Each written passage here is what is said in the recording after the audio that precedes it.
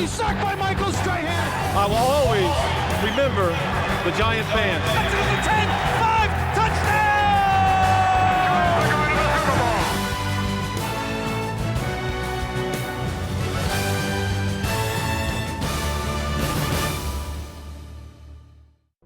Welcome to another edition of Giants Chronicles, presented by New York Presbyterian Hospital. I'm Bob Papa in the Legacy Club at MetLife Stadium. The New York Giants of the 50s were the toast of the town, and in the early 60s their domination continued, advancing to 3 consecutive NFL championship games. And although the Giants came up short, the winds of change started in 1964 as many of their star players exited the center stage of the National Football League. In the 60s and 70s, the Giants would call 4 different stadiums their home. Many great players came through, like Bob Tucker, John Mendenhall, and in the 70s, the drafting of players like George Martin and Harry Carson. Here's a look back at the 60s and 70s. The decade of the 60s would start out on an unsettling note for the Giants when their star running back, Frank Gifford, suffered an almost career-ending injury after a devastating hit from the Eagles' Chuck Bednarik. I caught the ball just about the same time he caught me, and then I was coming across the middle, and he hit me in the chest, and my head snapped back, and the field was semi-frozen at the time. But I know that years later, I had an MRI taken of my neck, and I had several vertebrae that had calcium growth over a fracture.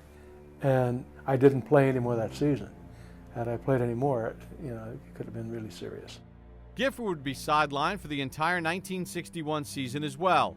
The only bright side of his absence from the field was that it launched Frank's broadcasting career. As Frank Gifford, halfback, I spent 12 wonderful years with the New York Giants, many of those years winding up in championship games. Now, as Frank Gifford, sportscaster, I play an entirely different position.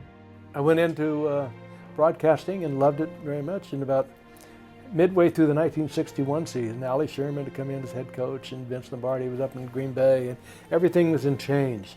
1961 also marked the end of a legendary career as quarterback Charlie Connerly would play the last of his 14 seasons with the Big Blue. Charlie Connerly became so famous, the Marlboro Man. He was the first Marlboro Man, our quarterback. Really one of the great heroes this town has ever known. In saying goodbye to one veteran quarterback, the Giants would welcome in another when they made a trade with the San Francisco 49ers for a 34-year-old gunslinger named Y.A. Tittle. To go to New York was a dream. If you're an athlete and you can play in the biggest city in the world with the biggest stadium in the country and the fans that New York has, it was a dream come true. Y.A. Tittle was an unbelievable competitor, had a great arm, sidearm delivery, which was kind of tough on a receiver if you come across the middle, because the ball would come between linebackers and all of a sudden be in your arms and it smoked.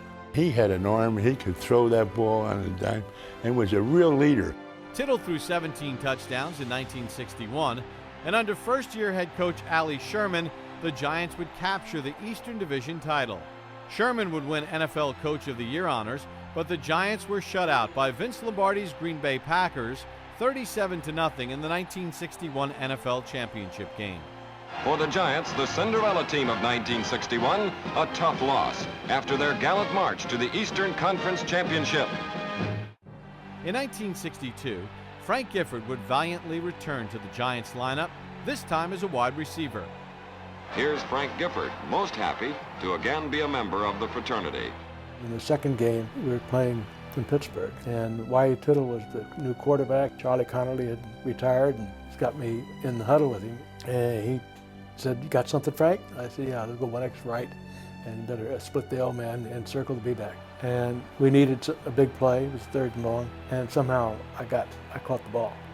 We get the first down, and he said, "What else you got?" I just got a fly, to me fly. And it was the most important catch of my life, I think. And I caught it just by the tip of the ball, and I was back. And I played that season and actually went back to the Pro Bowl as a wide receiver. Frank Gifford was very special. He was clever, smart, helped me in the huddle. He convinced me that I was the best quarterback in the league. Gifford would add to an already stellar core of wide receivers at Tittle's disposal, including greats like Joe Morrison, Aaron Thomas, Joe Walton, and number 85, Del Schaffner. Well, Del Schaffner was a receiver that could run faster than the wind. And he had a great pair of hands. I had a lot of confidence in him. He could not fake anybody. He could just outrun them, and he could catch. On October 28, 1962, Tittle would have an amazing game when he threw for 505 yards and a record-setting 7 touchdown passes in a 49-34 victory over the Washington Redskins. I had some great receivers to throw to. All I had to do is just any, mini, miny, mo, which one am I going to throw to? Gifford, Schaffner. I had a lot of players to catch the ball. Gel Schaffner had a career day with 11 catches for 269 yards and 1 touchdown. Joe Walton pulled in 6 passes for 63 yards and 3 scores. Joe Morrison had 2 catches, both times finding the end zone. And Frank Gifford had 4 catches for 127 yards and a touchdown. It was just a normal game, but I did have a good day. I didn't even know I had that many touchdown receptions. Somebody said, "You've tied the record, but we can go and break the record with 1 more." And it would be just like playing for self-glory. And I never did want to be known as that private person. You love your teammates, you love your team, but you love your individual accomplishments. Something I can tell my children and grandchildren.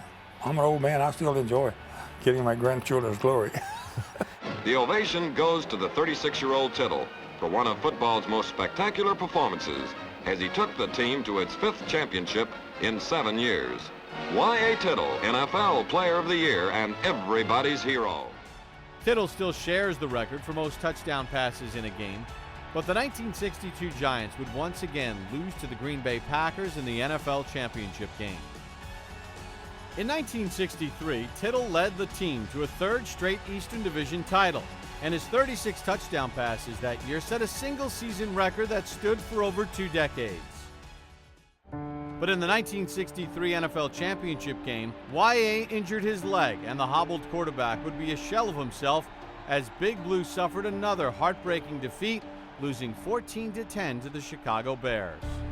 I thought we'll let all 3 of them slip away, but I know I was so disappointed because we had such a good team and never did lose any games hardly in our own conference. It was clear that the Giants' glory days were behind them, and their golden era had come to an end. Stay tuned for more Giants Chronicles, the 60s and 70s, presented by New York Presbyterian. Welcome back to Giants Chronicles, the 60s and 70s, presented by New York Presbyterian. In 1964, it became evident that the Giants' glorious run of winning football had come to an end.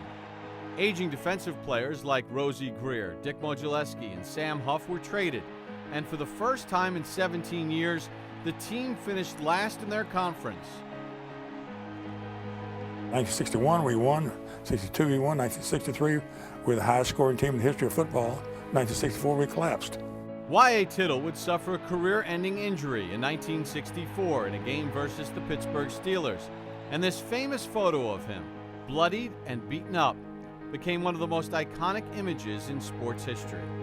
I guess it's caught on as sort of a last of the Mohegans or the end of an era. At season's end, Tittle announced his retirement, as did several other legendary Giants, including Frank Gifford, Alex Webster, and Andy Robustelli. 64 was a bad year. We were all 1 year too long in the league.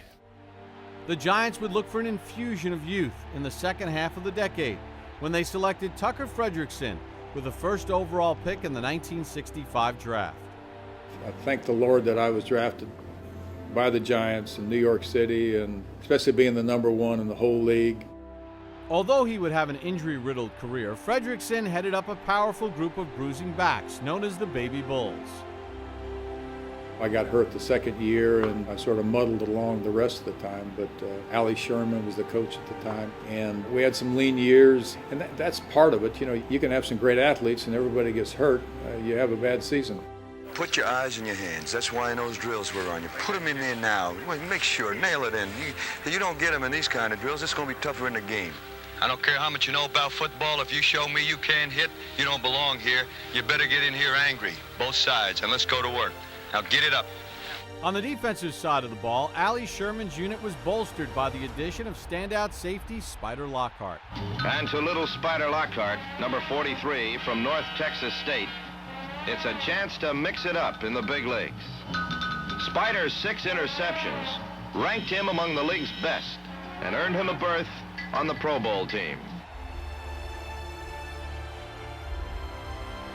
Adding more excitement to the roster was wide receiver Homer Jones, a speedster like New York had never seen. Jones would become the Giants' most prolific pass catcher through the 60s, but he's probably best known for introducing the football world to his post-touchdown maneuver, known as the spike.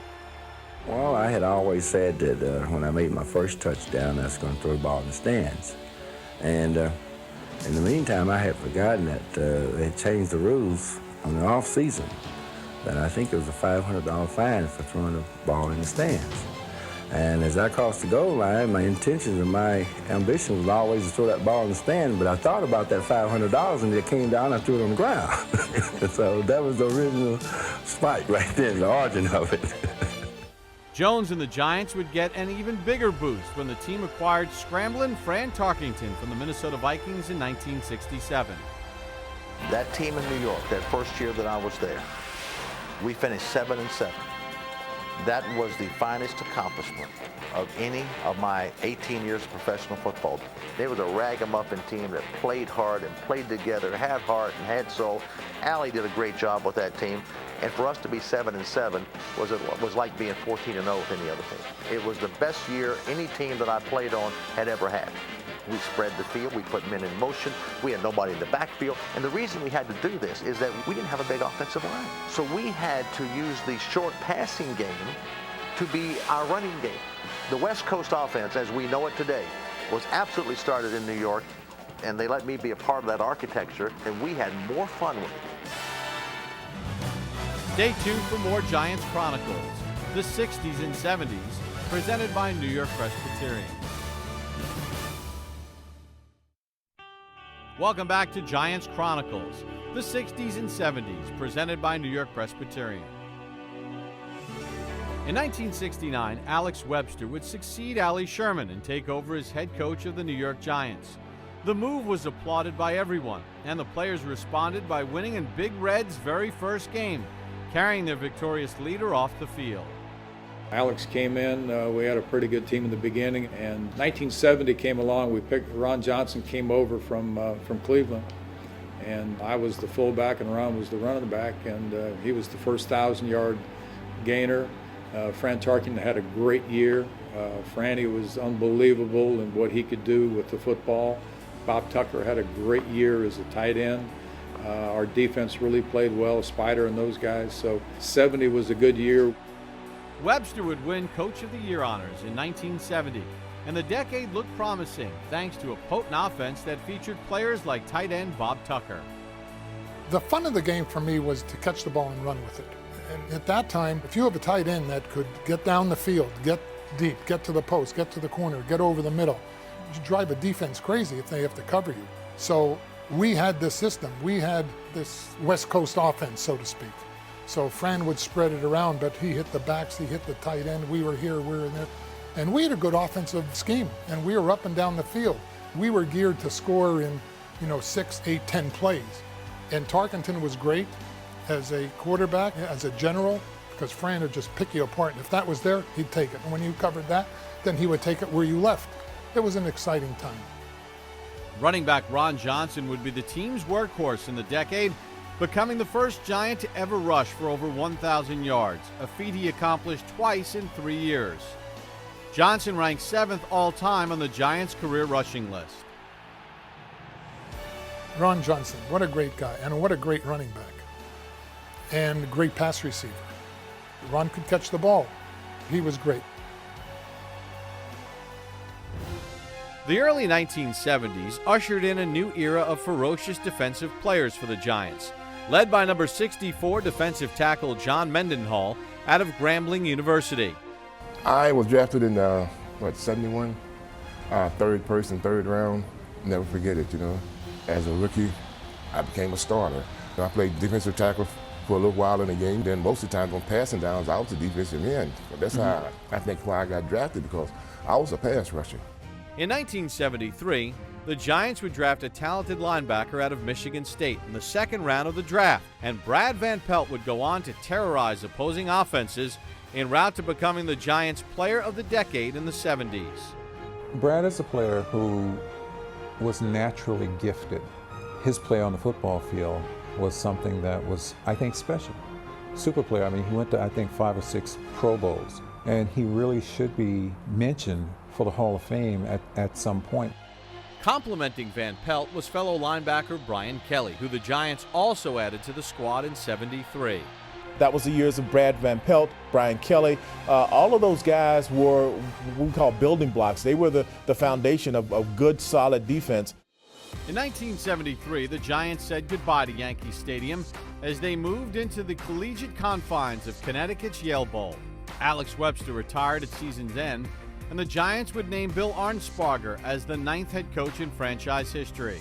Arnsparger was coming off back-to-back Super Bowl championships as the defensive coordinator of the Miami Dolphins. We're a football team that has to look for the future. Bill can build, and he did with Don Shula in Miami. He did it with marginal ball players. They call it the no-name defense. I hope he's going to have a name for our defense. Although the franchise continued to experience more lean years, the defense would steadily grow stronger throughout the decade. And in the 11th round of the 1975 draft, the Giants selected George Martin, an unheralded defensive end. Bill Arnsparger being the head coach, he was certainly a defensive genius. You couple that with the Marty Schottenheimers of the world, who was there at that time as a linebacker coach. We not only had great talent on the field, but we also had pretty good coaching to go along with it. Stay tuned for more Giants Chronicles, the 60s and 70s, presented by New York Presbyterian.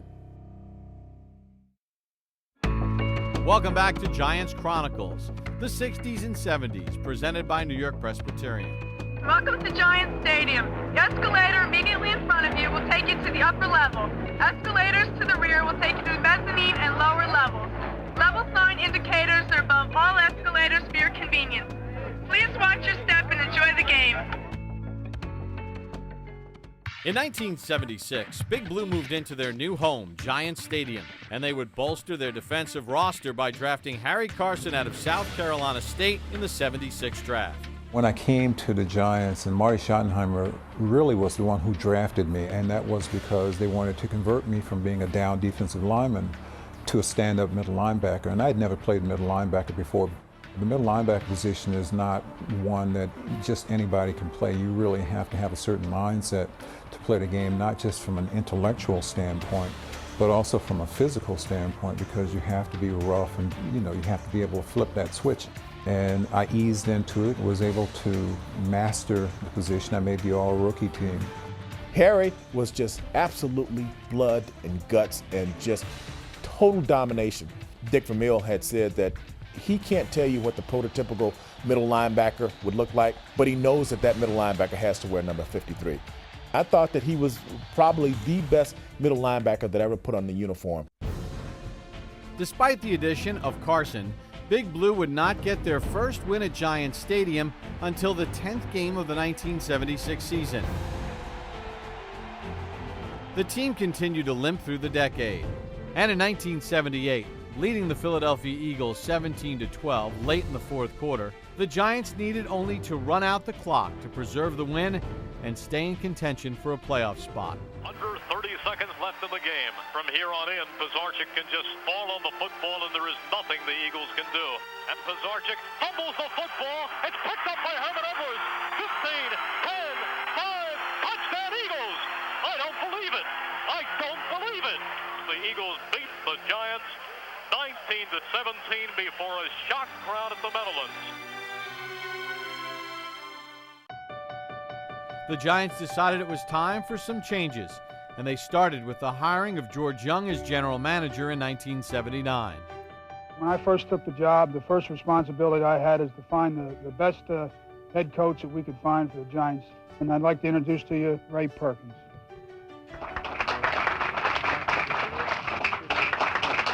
Young and the Giants' next decision in the 1979 draft would take the Big Blue faithful by surprise. New York Giants first-round selection. Quarterback Phil Simms, Morehead State. It took a couple hours before I heard the uproar in New York about it. Some of my friends knew. I told them, I said, hey, I'm going to be the 7th pick of the draft for the Giants. And they were like, you sure? Not many people realized that this little-known quarterback would be the start of a renaissance in the storied history of New York Giants football. At quarterback, number 11, Phil Simms. As a rookie in 1979, Phil Simms won 6 of 8 games that he started, injecting new life into a once dormant offense and a franchise thirsty for a return to glory. I play pretty well. I'm not saying I'm the greatest quarterback in the NFL, but if the Giant team can win, it can win with me, and I know that. The end of the 70s was highlighted by the famous fumble in 1978, but that led to a change in the Giants organization with the drafting of Phil Simms in 1979, which set the stage for the Giants' championship runs of the 80s. One other byproduct from the mid to late 70s was the installation of the Giants' defense. That, too, a cornerstone which would lead to Giants Super Bowl championships. That wraps it up for this week's show. Thanks for joining us on Giants Chronicles, presented by New York Presbyterian Hospital. I'm Bob Papa. We'll see you again next week, everybody. This segment is brought to you by Geico. 15 minutes could save you 15% or more in your car insurance. Visit geico.com.